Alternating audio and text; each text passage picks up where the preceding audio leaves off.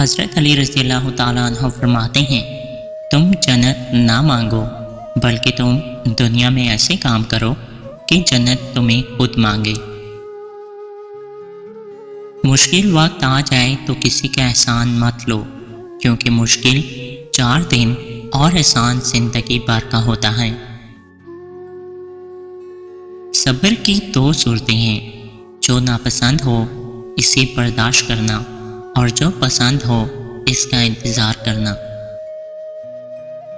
دل کو قابو میں رکھنا اور اختیار ہونے کے باوجود ناجائز خواہشات پر عمل نہ کرنا، یہی اصل مردانگی ہے۔ مجھے تعجب ہے اس شخص پہ جو اپنی برائیوں کو جانتا ہے لیکن جب اسے برا کہا جائے تو ناراض ہو جاتا ہے۔ تیرا نفس تجھ سے وہی کام کروائے گا جس کے ساتھ تو نے اسے مانوس بنایا ہے۔ جسے تقدیر پر یقین ہوتا ہے وہ اپنے اوپر نازل ہونے والی مصیبتوں سے نہیں گھبراتا۔